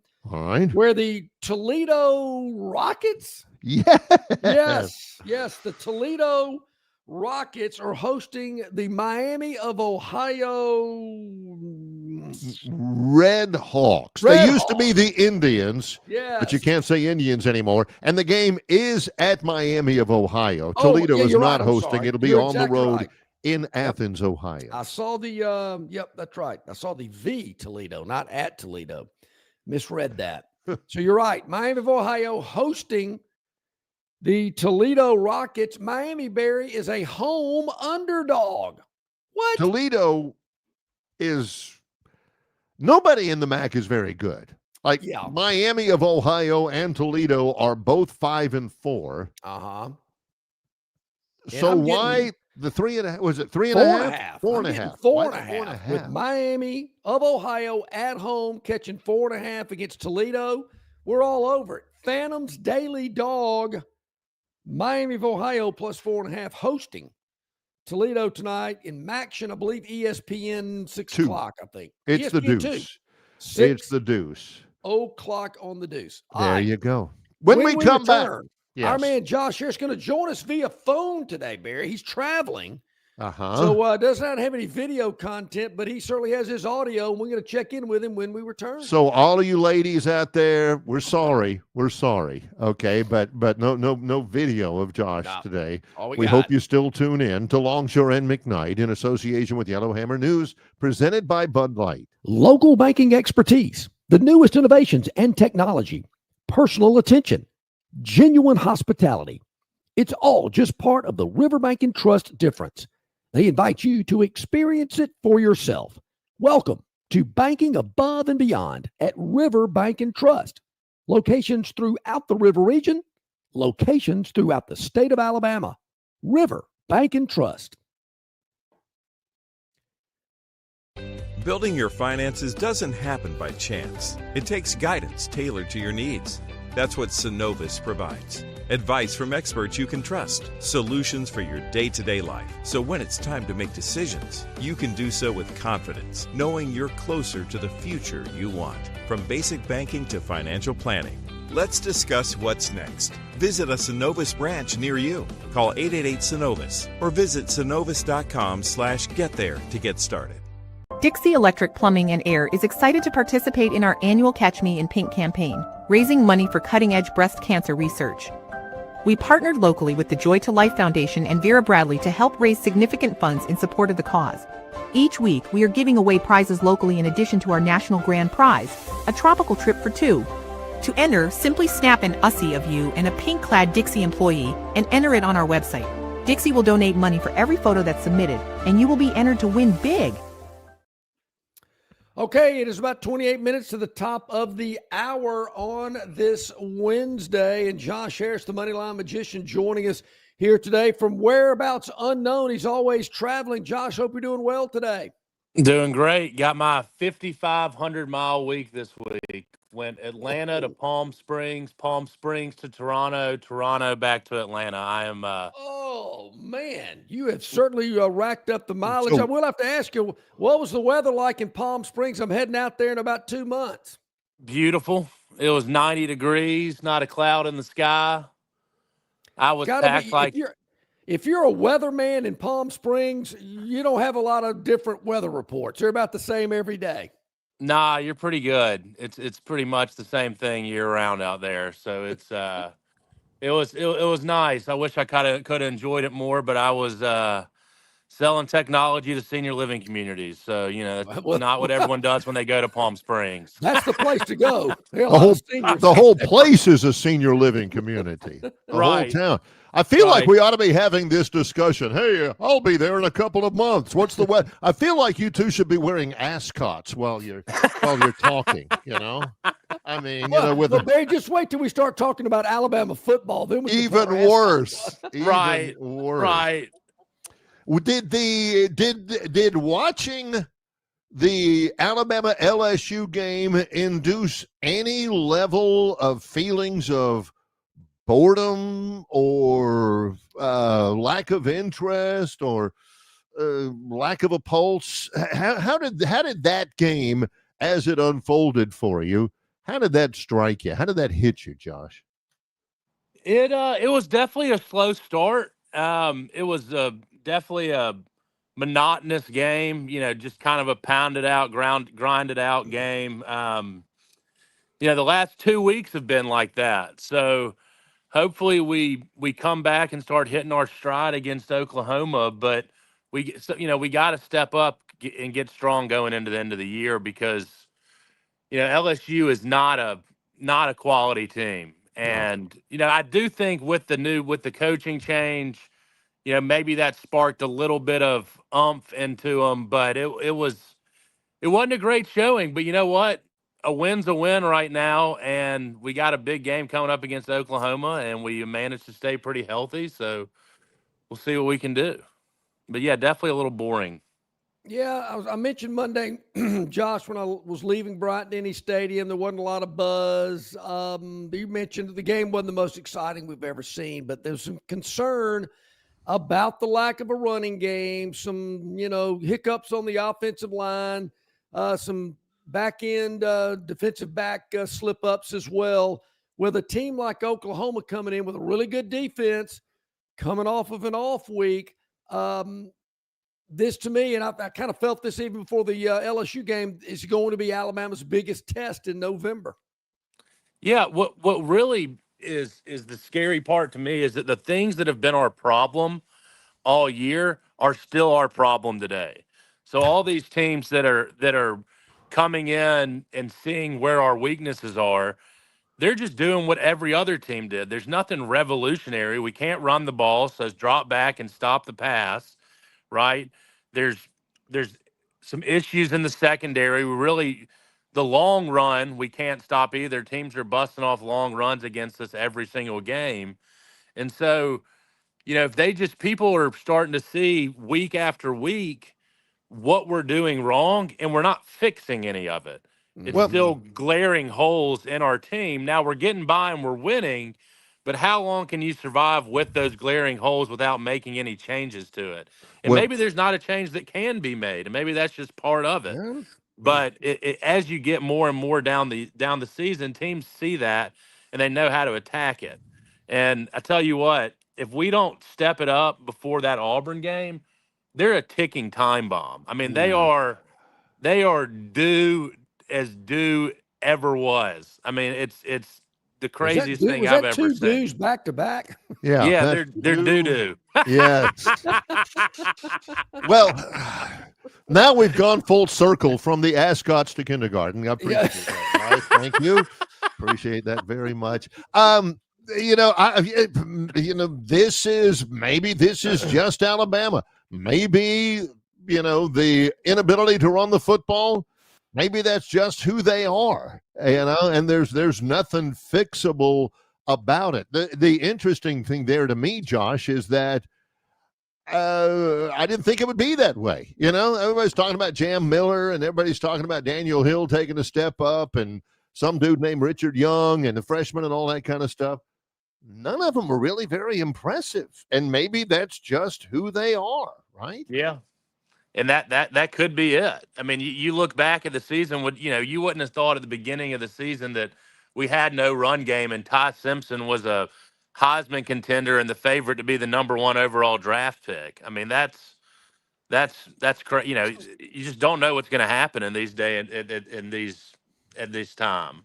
So it's maybe it is who we are, but if we're going to have to step it up in other areas if we can't run the ball. Maybe get the receivers in on some runs as well. That's what I'd like to see. Maybe some end around. Alabama had one game where Jeremy Bernard was the leading rusher a couple of weeks ago. I like the tight end. They went back to back to the tight ends in the game Saturday, which I thought was kind of nice, getting those guys worked in a little bit more. Might need to see a little bit more of that as well, particularly if the run game continues to struggle. And as you said, Josh, I don't see any signs that tells us it's going to be better.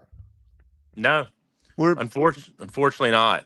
We're living in a world where it may be entirely possible that Wilkin Formby has better hands than Ryan Williams. Anybody ever think about that? I mean, that was pure reactionary. I like that. Very much. There are Oklahoma fans who watch our program, and they're, very, very intelligently so. And they're listening to you talking about, the LSU game was a little bit boring. We better get our acting gear before the Auburn game. Those Oklahoma fans are rubbing their hands together and say, excellent. Keep thinking about the Iron Bowl and everything. What are your thoughts about the challenges? John's been saying all week, maybe longer, that Oklahoma can come in there and they can beat Alabama. He's not calling for it. And some of the fans are disliking John's comments that he's even acknowledging the possibility, Josh. Oh, there's absolutely a possibility. What do you mean? I mean, it's the SEC, and it's anything can happen. I mean, it's just how it is. If you can't get on board with that, you're delusional. I mean, it's anything can happen. I mean, Oklahoma's a great team. It's not like we're playing some scrub. They're coming off a bye week, as we talked about. And anything, and even if they weren't, listen, they've got one of the better quarterbacks in the league, and it's in a good team. And then there's no you can't overlook anybody. It doesn't matter who you're playing. So absolutely, they certainly had a good game plan last year against Alabama. Kind of leads you to believe they'll probably come up with another one on Saturday as well. But Josh, I've thought, and I think we've been around enough Bama fans our lives. We kind of know how they react and how they feel. If if they win Saturday against Oklahoma, they're in. They're thinking it don't matter what happens at Auburn. We're in the playoff. If we get beat, so what? Big deal. We are in the playoff if we beat Oklahoma on Saturday. So to me, that's what's so big about it, because you don't want to lose to Oklahoma on Saturday, then kind of be, it's a must-win, frantic situation going over to Jordan-Hare. You got to win to get into the playoff. I mean, that couldn't be a truer statement. I mean, I do not want to go to Jordan-Hare, have to go through, win or lose, that amount of stress, knowing that Auburn can ruin our year. Yeah. Which it's going to be their Super Bowl. Their fans are going to come out ready to go. They've got a new quarterback. They got a new, they don't have their old coach. I don't know, So I'm not sure they had him the last 2.5 years, actually. Yeah, right. I mean, we got to win this game against Oklahoma. I think you're spot on. Going into Jordan-Hare with them, the ability to ruin our year, is not something anybody wants to live through. Barry, I don't know the exact year. I'm surprised there's not a bumper sticker for it. But I believe Alabama won the national championship one year. Just, I don't know, happened to lose to Auburn, I guess. But it was nobody even remembers that. So, yeah, Josh, you got to beat Oklahoma. Who cares about the Iron Bowl? You're in the playoff. That's what it's all about anyway. Yeah, I mean, we gotta take care of business against Oklahoma. I also think if we win against Oklahoma, the pressure's off, and that, not off completely, but it's a lot less pressure going into the Iron Bowl. I mean, that's just not, it's kind of, it's not as big of an opportunity for Auburn to get excited either. So I think that's big. What? Did I just hear you say that? Not Auburn not getting excited about beating Alabama? That just didn't sound right. No, they are, but it's not. I let it pass when you. I let it pass when you said it doesn't really matter what happens in the Iron Bowl if we beat Oklahoma. I'm thinking, seriously, did that just come out of your mouth? It matters. It takes the pressure off a little bit that they can't completely ruin our year. Okay, let me put it to you this way, Barry. What do you think Alabama fans want more? To beat Auburn or to make the playoff? To make the playoff. And if they beat Oklahoma, they're in. Same thing with Auburn. They'd like to make the playoff more than they'd like to beat Alabama. Well, in 2025, I'm with you. We're talking theory there. I understand. It's mostly a theoretical discussion here, but I would insist that would be the case. I did want to ask you this. I had it on my notepad to ask you when you rolled around. John has been taking a lot of time inspecting the moving parts in the Auburn head coaching search, Josh. And he has spent some time conjecturing about what coach could Auburn hire realistically that Alabama fans do not want them to hire. Does any name come out as something where you're looking and saying, oh man, if the Aubs hire this guy, that might cause us problems. Anything jump out to you there? Just stay away from Gus Malzahn, and I'll be all right.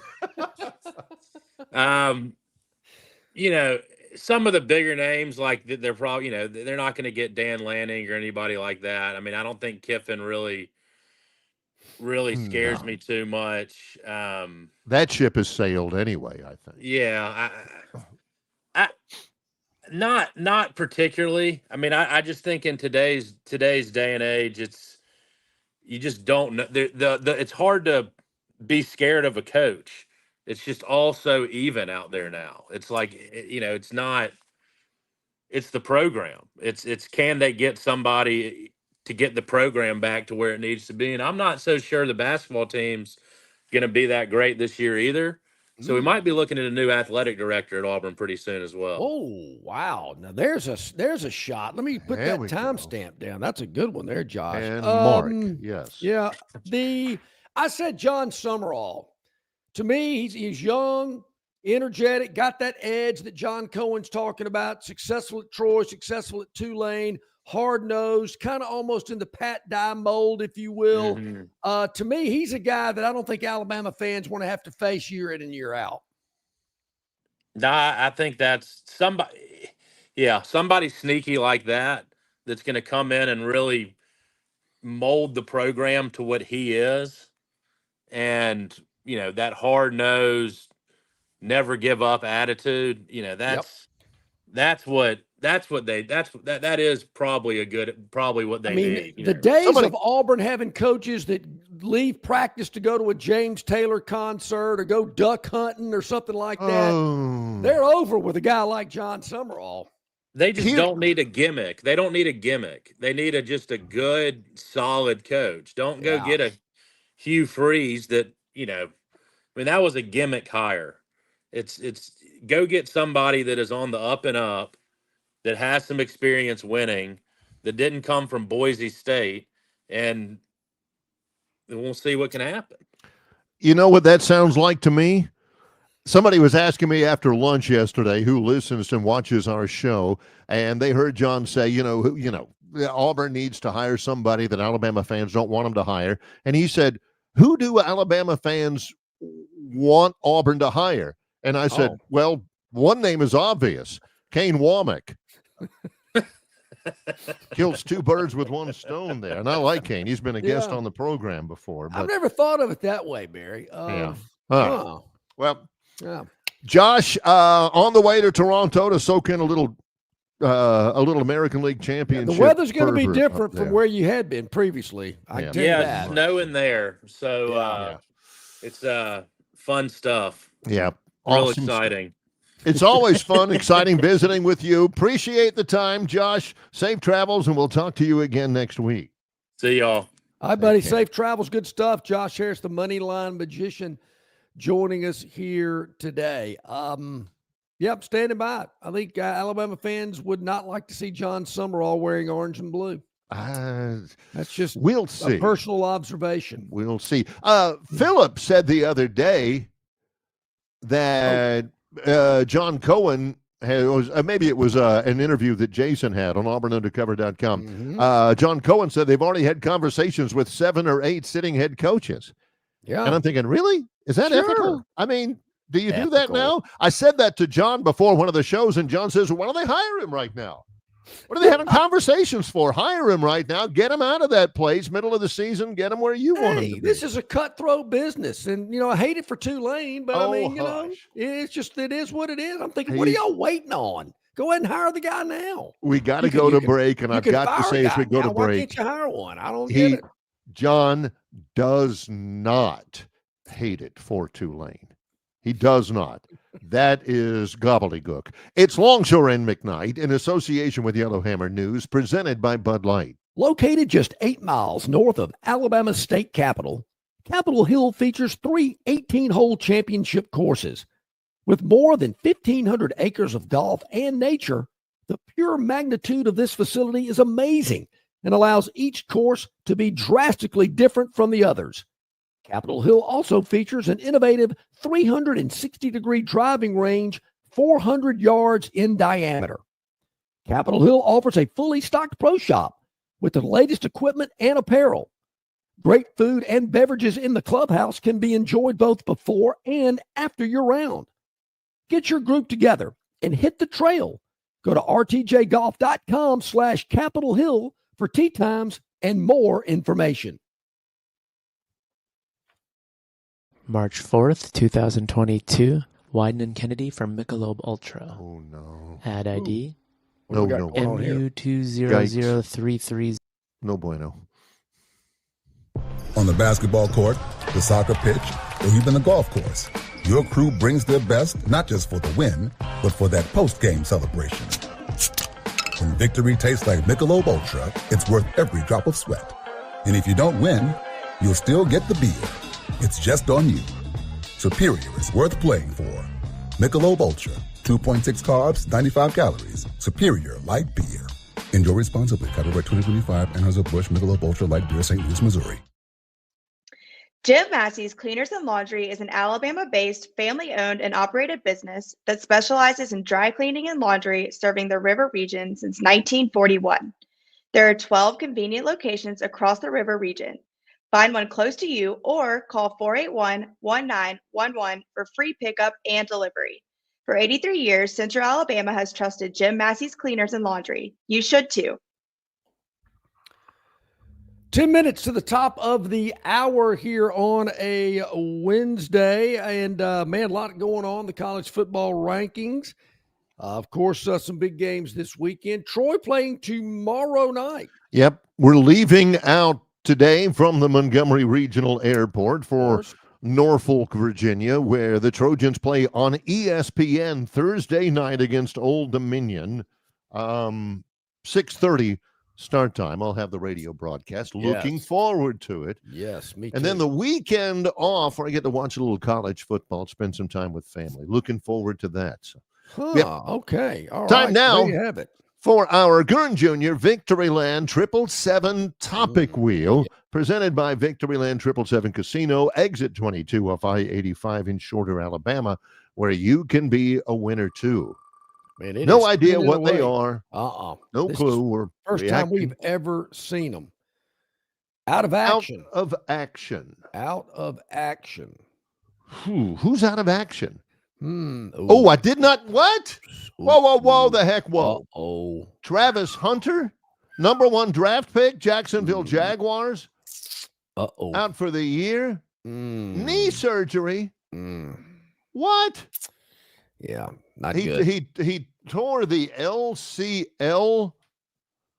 Oh, no. We got to write that down for Robert next time. LCL. This is lateral something movement. I don't know. Non-contact injury during practice. Those suck. Those are the worst. Heisman Trophy winner, #1 draft pick, Jacksonville Jaguars, going to save the franchise. Trevor Lawrence has been less than stellar as the former #1 draft pick, and now this guy's gone for the rest of the year. The Pets' heads are falling. I did not. Tough blow. Gurn has tough blow. Scooped me. I had no idea about that. I can't believe Travis didn't know that yesterday. Maybe did it happen yesterday? Must have, man. Must have, yeah, got to have. That's depressing. Oh man. Okay. I wasn't expecting a lot more out of the Jags. I don't know. They've been kind of hot and cold this year. They're going to be better than the Saints. I'll give them that. They got that going for them. I'm done. I'm not even the final four, the final five here. All right, here we go. A couple of others. Let's see what we got here. I want to get to the yellow one soon. On the purple. That's deep. Major debacle. Smoke on the water. Major debacle. Yeah, we're all about major debacles. Where was this one? Where did this happen? Auburn's defense last Saturday, was it? But we're not talking. Nobody knows about that. Oh, here we go. Oh, yeah. Oh, yeah. The general manager of the Dallas Mavericks, Nico Harrison, does not know what he's doing. For some reason, I still can't figure out last year why he traded Luka when he did. Luka Doncic. They traded him to the Lakers. I have no idea why. What did they get in return? They got Anthony Davis, whose best years were with the Pelicans. Yeah. They get rid of Luka, who not only is a star in the absolute firmament in the NBA, but he was young and he was beloved in Dallas, and they traded him away for Anthony Davis and a couple of bozos. They started out 3-8 this year, and he's gone. Good riddance. Yeah, Barry, and I believe one of the few wins that the Pels have this year have been against the Mavericks. Yeah, that'll get you fired, man. You lose. Yeah. They Pels beat the Mavericks earlier this year. They've only got 2 wins. That was one of them. Okay, it's not good. All right. That's 2 in the books. Yep. Let's get back at it here. Work to do. Yeah, 4. Is one of them crab legs? Are we talking Jameis Winston? Well, I see he's doing a commercial for a sportswear company. Ramble at Gramble. I hope we have footage of this, Gurn. The Ramble at Gramble. Yeah, here we go. Footage. Grambling. Ooh. I mean, they're throwing hands. Oh, gee, man. Knocked his helmet off. I think, correct me if I'm wrong, Gurn, I think they had 30 suspensions coming out of this. Who they playing here? I'm trying to remember, but I did see the footage. Grambling versus, heck, I don't know. Does it matter? Oh, 27. Yeah. Bethune-Cookman and Grambling. They play dirty. 27 players. Yeah. 3 of them have 2-game suspensions. Grambling was fined $40,000, which in Alabama terms would be about $14 million. Yeah. Fined $25,000. I mean, they were off the chain. I mean, and the coaches, Mickey Joseph's a coach at Grambling. He was embarrassed by it, and he should be. Come on. That's uncalled for. That's awful. That is awful. That thing lasted about 15 minutes before they finally got everybody separated. Yeah, I mean, how do you got to take control of the game? You got some 5'6" official, and he's going to step in between 300-pound guys, and not me. That's what you signed up for. Got to do your job. Ramble at Gramble. I love that one. That's a great title. All right, 3 more. Let's do it. 3 more to go here. Victoryland 777 topic wheel. You can be a winner too. Victoryland open 24/7, 365. Secret weapon. Secret weapon. Here's a hint, kids. It's not Ace body spray. I did read this yesterday. This is interesting. Arch Manning and Ty Simpson exchanging intel. Now, these are the 2 big games in terms of the college football playoff coming up this week. All of the other ones, blah, blah, blah. The 2 big ones are, of course, Alabama and Oklahoma, 2 top 10 teams. Yep. The other one is Texas against Georgia. Now, Barry, in reading, and I don't know if it's in this article, but I did read it somewhere else. They talk every week. Yeah. I'm not surprised. I'm glad they do. Yeah. Simpson needs friends. But you got, Texas has played Oklahoma. Yeah. Alabama has played Georgia. So they know all that, and they're giving each other intel. It's kind of a cool story. I'm not saying it doesn't happen. I think it does happen all the time. But these 2 quarterbacks, they really know ball. I mean, they're both football families and all that, been around football their whole lives. People do that all the time. My only point in this is this actually could make a difference in each quarterback's performance for sure, and each team's performance. This could have an impact. Yeah. Which is cool. Yes. I love the word performance. It reminds me of Tommy Lasorda. Kingman's performance. What the doop do you think was my opinion of Kingman's performance? He hit 3 home runs. How do you ask me a question like that? And somebody on his team couldn't hit water if he jumped out of a boat. That was out of a boat. Yeah, that was Kurt Bevacqua. Yeah. All right. Oh, here we go. All right, 2 more to go. Let's see what we got here on the Victoryland 777 topic wheel. It is the Kansas color combination of red and blue. Yep. And it's going to be red, which is crab legs. Crab legs. Yeah, this is your guy, I believe. Is this Jameis Winston? Let's see. Yes. Yeah. Mm-hmm. Jackson Dart, he's in the concussion protocol. He had a few when he was at Ole Miss. He did. And he's got one that he got last week against the Jets. No, it wasn't the Jets. So they ain't playing Russell Wilson. Russell No, Wilson's best terrible. days are so far behind him, you can't even look back and see. So it'll be Jameis Winston. Think so? Former number one pick, former That's Heisman right. Trophy winning quarterback, former national champion. He's doing commercials. I saw one last night for some sportswear line, golf shirts, stuff like that. Everybody, Jameis was a little bit off the chain, a little bit loose when he was at Florida State, famous for jumping on a cafeteria table and doing some sort of a gyrating dance and singing in front of all the students, famous for the crab leg. But he actually is a pretty funny, engaging, pretty nice guy. Kind of like Lacey Underall, just has a zest for living. For living, Zest for living. Yeah. Unfortunately,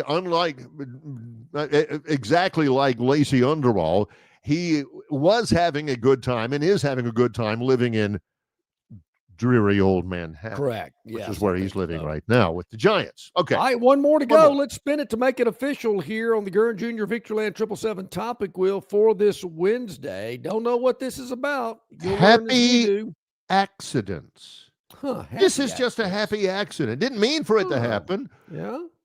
Oh, a happy circumstance. The late, great Bob Ross, his paintings sell for more than $600,000 to help public TV stations. Wow. Now, I am a huge public TV and public radio advocate. My wife and I subscribe to Alabama Public Television. We donate a pretty good bit every year for public TV. They are hurting because of the administration's mandate to cut off funding, federal funding. Mm-hmm. So they're selling Bob Ross paintings. How does he get that hair to look like that? And I saw a picture of Bob Ross when he was in the airport, in the Air Force. Yep. Those are the old perms. People got rid of the perms. People would have perms. Don Sutton had a perm. A couple of guys from the Oak Ridge Boys had a perm. And they only lasted a couple of years. Yeah. And then they went back to the break. Bob Ross kept the perm. Bob Ross, he was emotionally invested in the perm. Got to have that calling card. Wimp had the plaid jacket. This guy's got the perm. Yes. I bear tomorrow on the program. We will, of course, be checking in. It is Thursday, so our man Jason Caldwell, Auburn Undercover, will join us. Rodney Orr, the Tider Insider, sponsored by the Destin Connection Seafood Market. I believe one of our friends from the RTJ Golf Trail will join us in the second hour as well tomorrow. So we got a lot going on. Yes, we appreciate the input today from CJ Duncan, Yellowhammer News, Josh Harris, our Moneyline magician. Thanks to Gurn Jr., our producer. It's Longshore and McKnight in association with Yellowhammer News, presented by Bud Light.